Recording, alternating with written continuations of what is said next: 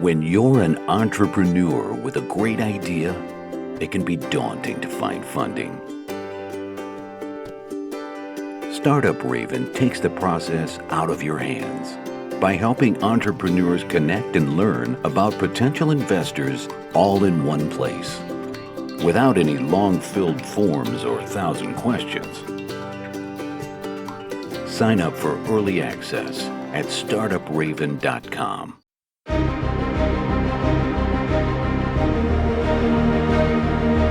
Welcome to Startuprad.io, your podcast and YouTube blog covering the German startup scene with news, interviews, and live events.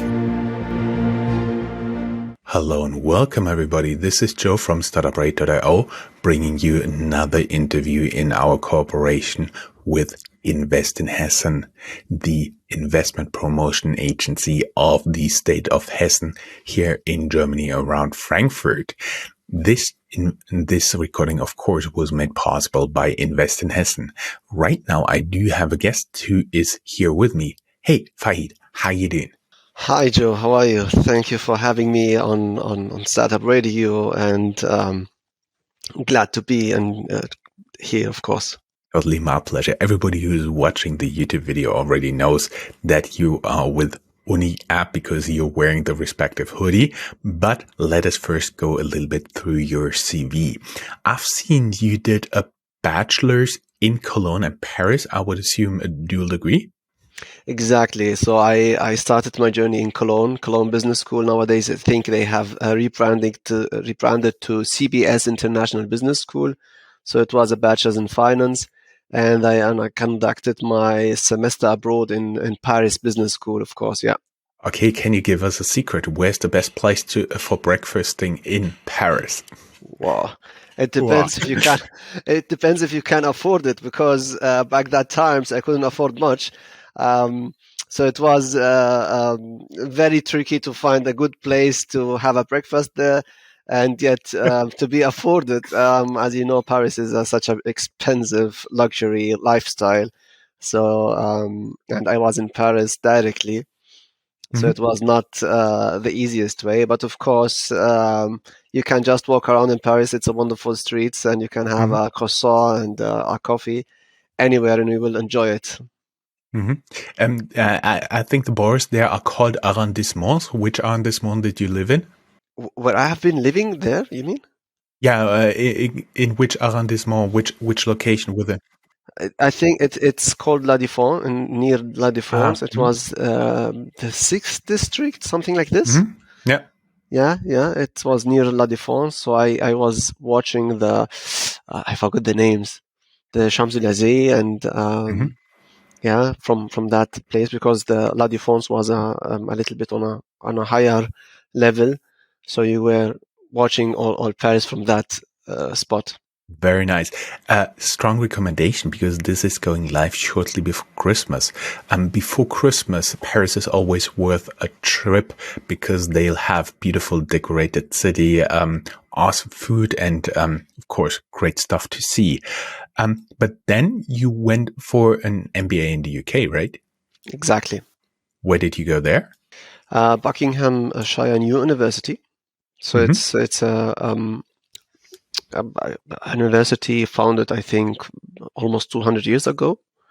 So I decided to have a mix of degrees, Germany, France, and UK. I think best degrees in Europe, I think. So this was my choice. And it was the MBA was a very general, as you know, MBA is for general administrative skills, etc. But when I started my MBA, I started at the same moment my startup UniApp. But I still see you worked at the same time for 3 years. First in a private rating agency, then as an investment advisor. So can you take us a little bit along the journey, what you did there, what you learned, and how did you run in parallel UniApp? When I started my my career, it was back in Germany, let's say 2015. It was at Fahed Group. Fahed Group is a asset manager with 34 billions of euros in assets under management. And my role was there in day one, student trainee. I developed myself. I presented new ideas, expansion plans to the board and CEO of the company, of the group. And I was taken seriously, and I got the chance to prove that I can lead such a project. And then step by step, I got from the financial accounting department to hedge funds, and then to a senior advisor of the group, where I was responsible for our expansion in Middle East and Africa, pitching triple-digit million amounts to public funds, sovereign wealth funds, the biggest asset managers and family offices in the world, here and there and everywhere. So this was my role there.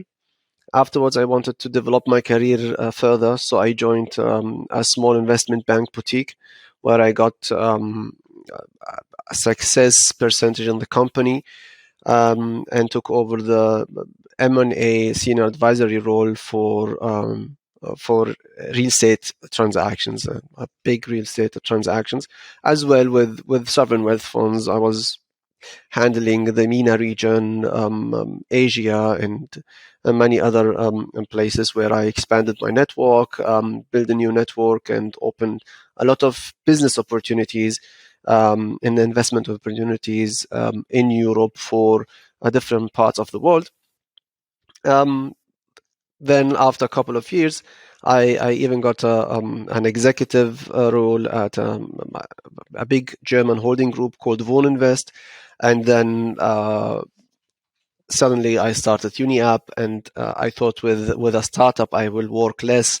It was a trap. It was really a trap. So of course I'm working 24/7. It feels like 24/7 really. Like even when I sleep, I dream about tasks. Yeah, same here, same here. We may add, for everybody who doesn't know, that MENA means Middle East and North Africa. And I'm actually surprised now hearing this story. Okay, you've been in the real estate business, and then you founded an ed tech. Why didn't you go for a prop tech startup? That would have made more sense from this angle. Coming up with new ideas are based on most of the time, private experience. It's something happened to you in your private life. It happened to you while experiencing anything. It could be financial things where you found like, I can do this better. It could be run in a smoother way, or on any kind of journey as a customer, as a client, as a user of any app, of any services, even if it's a tech service or even on a classical approach. And for myself, when I started UniApp, it was more that my background is an international student. I joined and studied at international schools. So I knew that I can do things better. I can ease the journey. I can issue a lot of services that can be done in one app, etc. So I had a vision of putting all of that, everything that an international student can need, I can put it in one app and solve the whole problem. Of course, it's easy, but the hardest part is executing, and this is the key in all of that startup world. Can you execute things? Can you put things together and show us the outcome, or is it just a vision, a nice idea that you can't execute? Ideas are cheap, execution is hard. One question about the naming UniApp. It totally makes sense here in Germany, and in Europe you say you attend university. In German you say ich gehe zur Universität. That makes sense. For the Americans it's a little bit more college, but you stuck first to the European angle? We established, as you know, in Germany, and for us, it's the main focus was the German market, to digitalize the whole educational sector in Germany, which we are achieving huge milestones. A lot of universities, colleges, and schools reach out to use the technology. to digitalize the journey for a potential student, whatever. At the very beginning, we even didn't decide for UniApp. It was Udrus. Udrus is an Arabic name called study. So it was udrus.com, study.com. In Arabic, our main focus was bringing the Arabic-speaking countries or students to Germany.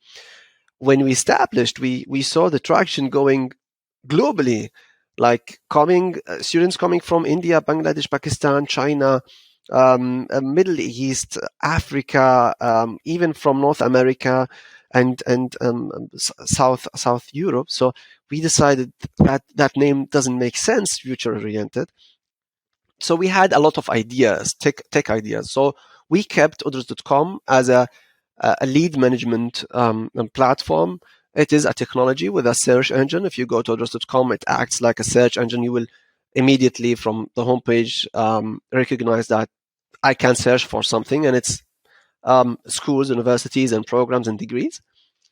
But UniApp was the name which I fought for to get the domain, to get the trademark, and everything else. And the past 12 to 18 months to promote globally. And it really did good. Like UniApp is the easiest and most self-explained name in that space. So it's very easy. Like when you speak about, we have a UniApp, like, you do something with universities. Even if you don't know what is UniApp, you immediately know that it's something about education. And uni is not just universities. You can say uni for universal.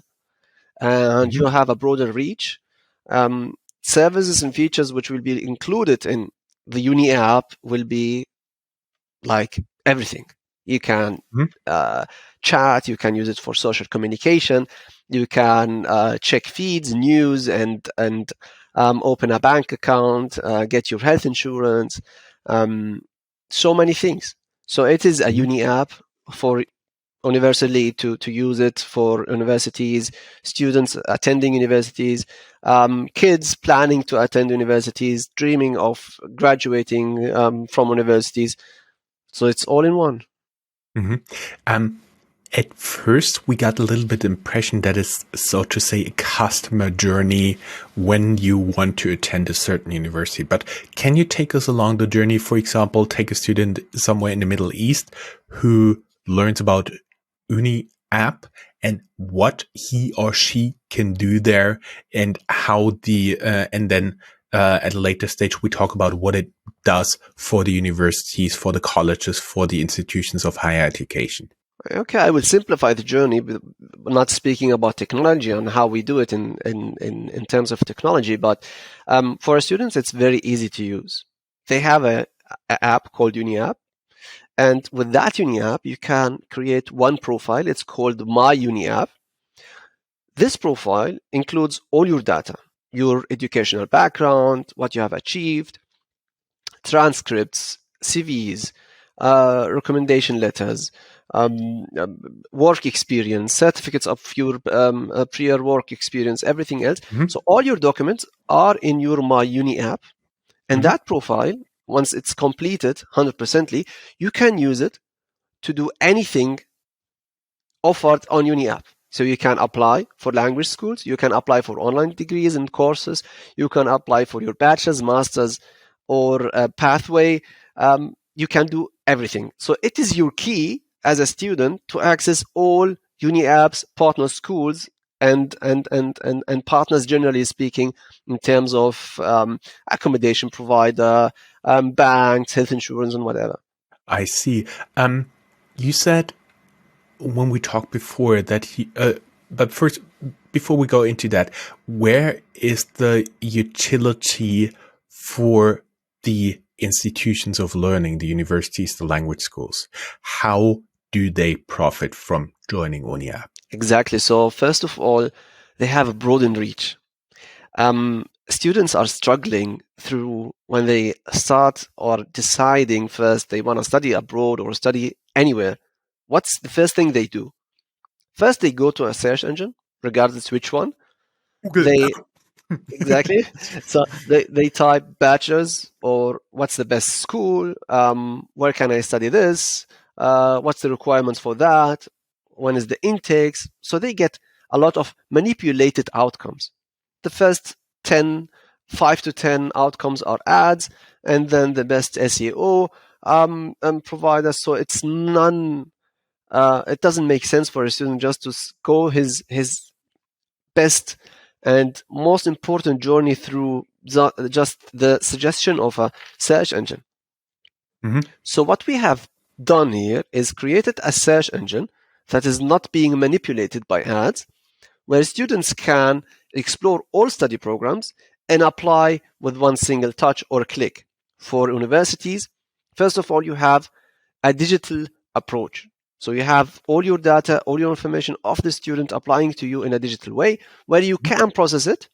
Use UniApp as a CRM tool. You can communicate with the student. You can answer communities of students. You can reach out to a broader network of students via marketing emails, sending them direct messages, having everything organized as an admission center in Frankfurt and everything else. So this is something universities didn't have access to. And this is what we have organized. So we organized the whole space. They basically relied on their SEO, on their marketing to just get people in and get them on their own systems. Exactly. Ah, I see. When we talked before, you talked about searching for degrees and that you take into account 600 inputs. If we talk about every input here, this interview will get very, very long. So we skip this, but can you hit some of the highlights, some of the data points you are using to match eventually the institution and the student? You know, I had said it before on German TVs in German, that if I want to explain it in a very simple way, what kind of technology we are trying to produce, you can put in the algorithms of a dating app and UniApp, and they will be exact matching. But instead of matching someone who wants to date, it's more matching the university that can accept this student with his potential, and the student can reach his potential in that school. So this is in short what the 600 inputs are all about. So if you give us your full profile, and let's say you provided that you have a budget of XY, and we know that, for example, in London, you can't live through with such a budget, we will not recommend some schools in that region. So we will exactly match you to schools where you feel free and good and comfortable to study at. Also reach your full potential, like soft skill matching and everything else. What's the culture? What's the first language, second language? Maybe visa barriers, the minimum maximum cost of living, of accommodation, the minimum maximum cost of transportation, etc. So we take all these aspects and put it together in a machine learning, and then we match you to a school. Of course, this is a very complicated algorithm.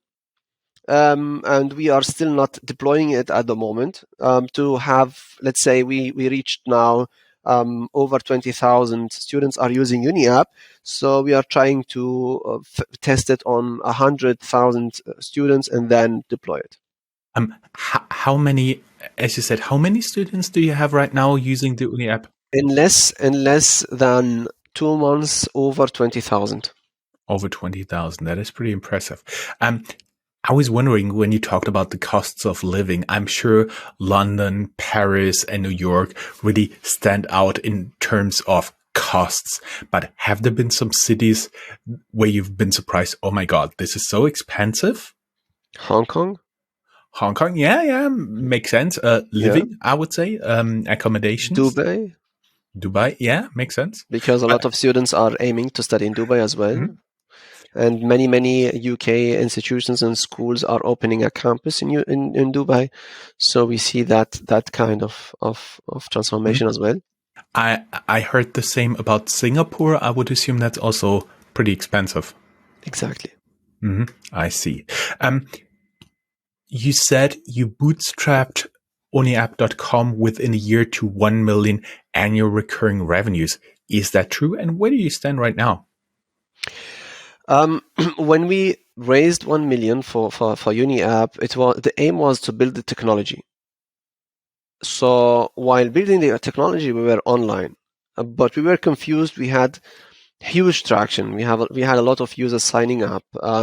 We launched, I think, 10 days ago our app on iOS and Android, and we have over 5,000 downloads for UniApp. All of that numbers are too big for just an establishment. So we really decided even to raise more funds at the moment. Mm-hmm. But we are still building internally the organization in a professional way, where you have a hierarchy and processing and trying to deliver the most quality to users using UniApp, because it's not just clients and students, it's also agencies, it's universities, mm-hmm. Study advisors, account managers. So there are a lot of parties using the same app in different roles, processing all of that together. So that means you're now beyond 1 million annual recurring revenue? We are currently fundraising, so I'd rather not disclose numbers. I'm just because of the sensitivity of mm-hmm. big investors and VCs. They don't want the other investors in the ecosystem to exactly know in what they have invested and mm-hmm. why. So I think at that moment I have to be very confidential about numbers. Mm-hmm. But can you tell us, in terms of users, how fast you're currently growing in terms of percentage? Are you doubling like each year?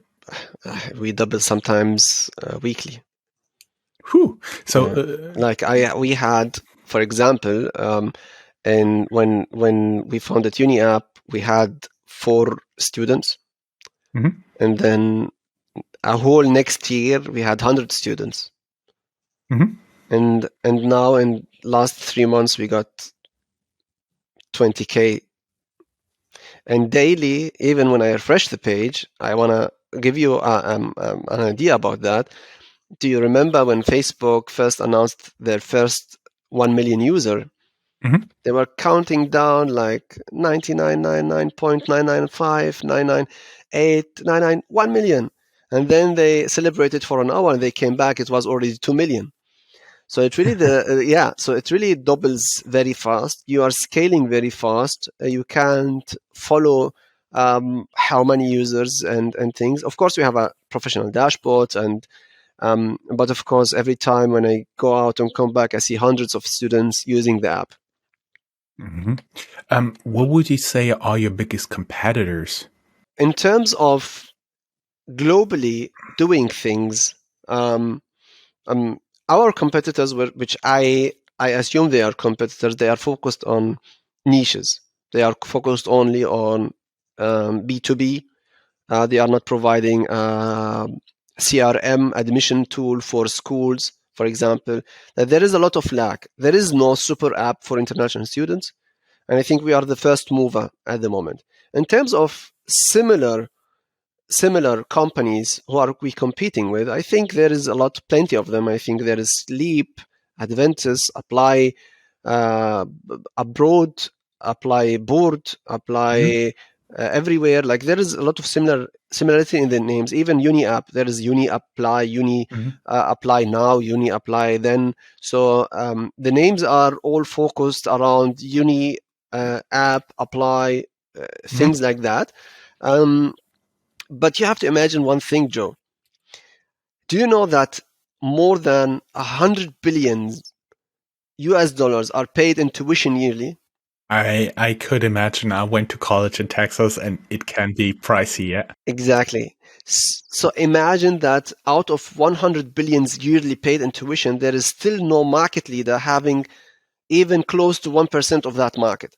So imagine a huge market with so much potential, but still there is room for not like UniApp only or our competitors or our current competitors, but even if there are like hundreds of similar ideas like UniApp coming into the market, there will be room and space for them to make a huge institution out of it. It's a huge market.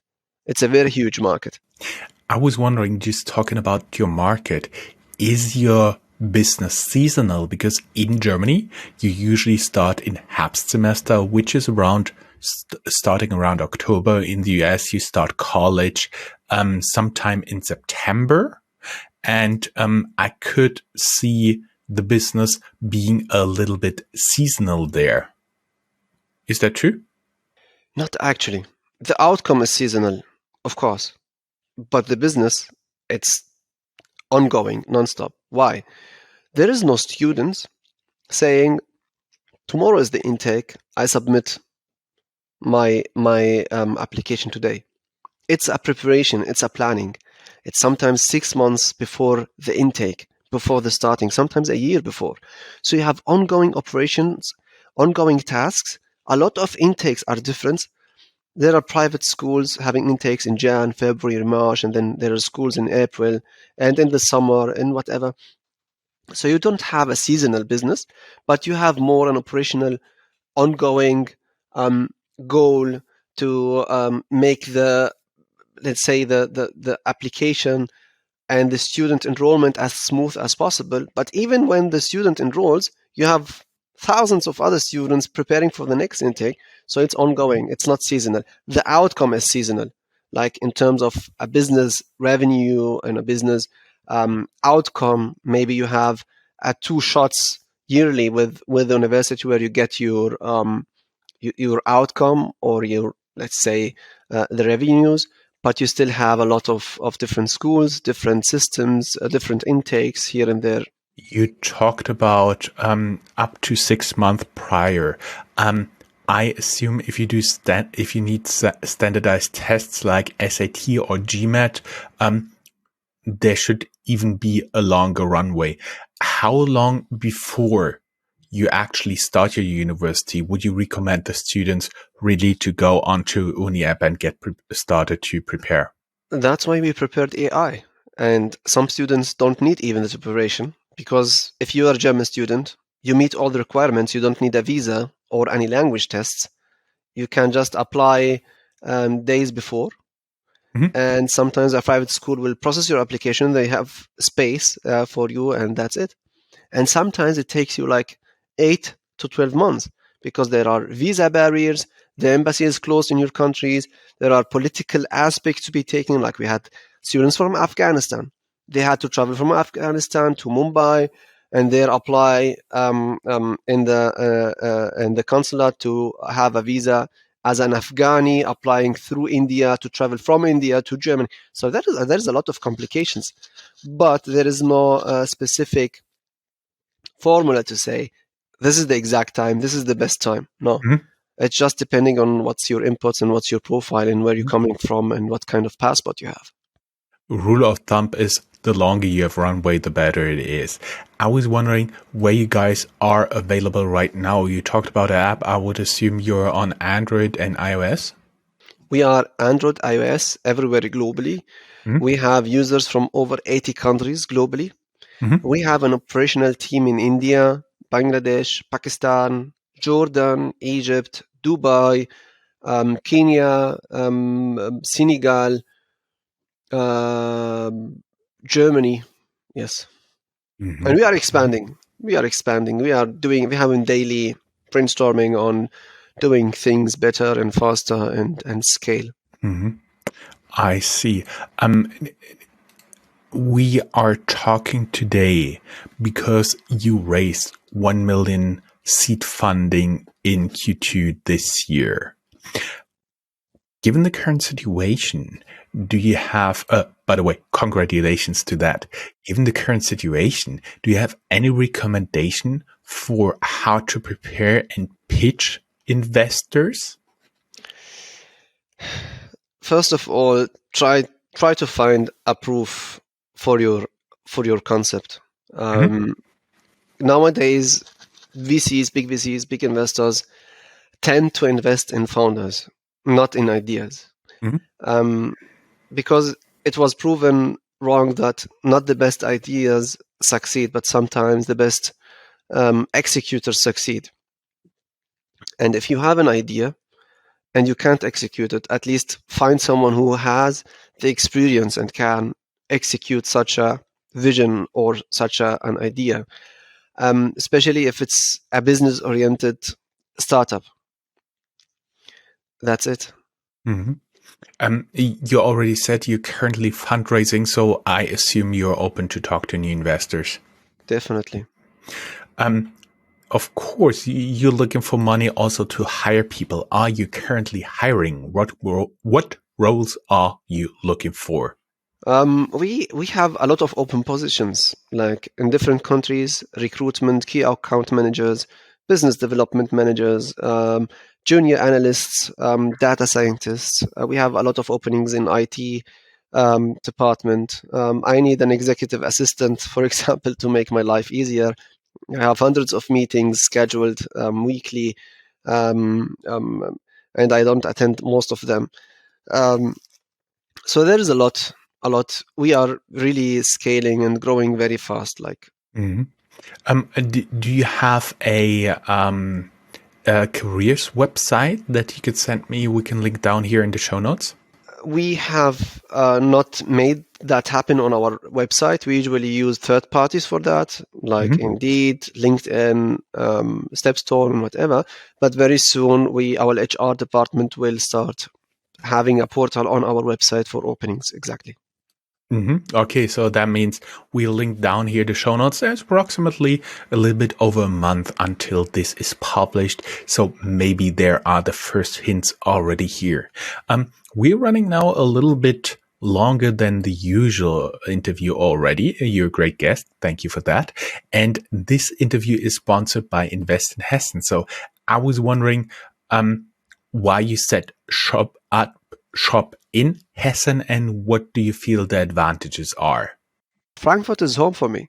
So I've been offered a lot of opportunities in the GCC countries, in the US, as a career, even in Germany, in different in Baden-Württemberg, to move to some other regions. But Hessen, Frankfurt is home, and this is how I was raised, and I like to stay home. I see. You now have the unique opportunity to address the decision makers here in the state. What would you wish for? What are concerns? What is a question and ask a favor to address them? What could they do to improve the climate for entrepreneurs here? I think we have. I don't say bad, but compared to a lot of startup ecosystem, we have the worst. To be honest, I'm from Frankfurt, I'm from Hessen, and I know that we are way behind. Decision makers don't understand what technology is. They support startups in terms of a new established business venture, but don't really get who's the next big thing, what is technology, etc. And I think there is very limited support, unreasonable support, and I think they have to do a lot to support this, especially to attract more investors to Hessen, to attract more startups, to encourage young, talented people to join startups and establish their own startups. So I think there is a lot missing. Like, I've been to many countries. I visited a lot of many startups globally. If it's in the Arabic-speaking countries like Dubai, Saudi Arabia, and they are the one with innovations. They are the one with the right ecosystem for startups. But it should be the other way around. To be honest, we have the capacity in Germany. We have the budget. We have a lot of things that a lot of other countries don't have. We have institutions, and we have many other things I don't want to mention and go deep in the topic. But I mean, I think there is a lot of missing things, and I wish that decision makers will focus on how to support startups, because startups can solve any economical problem. Like, if you see in the US, the whole country is based on startups. And a lot of other countries currently raising and having companies in value of billions. They are all startups. They are not long-time established companies. And that's what we are missing. We are really relying on manufacturers that are years old, decades, and sometimes a century old. And this is not the future. This is a part of the economy, but this is not the future. I see. Well, thank you very much. That gives... I hope I was not harsh. It's an open question, and you also can address wishes, shortfalls, and I do believe for the political decision makers, there will be something to think about. I do believe they already understood that in Germany, all across the country, there's of course a lot of for improvement. Their political decision makers understand that across Germany, there's a lot of room for improvement. And I do believe you just picked one aspect out of that. And of course, I would be more than happy if they do more for startups regionally here. Fahed, it was a pleasure talking to you. Thank you very much. And of course, let us know when you raised another funding round, and we'll be very happy to share the news. Thank you, Joe. It was really great talking to you. I hope the last part of the interview didn't destroy a lot. But I think sometimes we have to criticize the decision makers because it's not about myself. I succeeded in raising, and we are going straight forward and scaling, but there are a lot of entrepreneurs struggling through the process and need a lot of support and attention. And I wish they will get all the attention and support needed from decision makers and from the ecosystem and everyone around them. Great. Thank you very much. Have a great day. Bye-bye. Have a good one. Bye-bye. Cheers.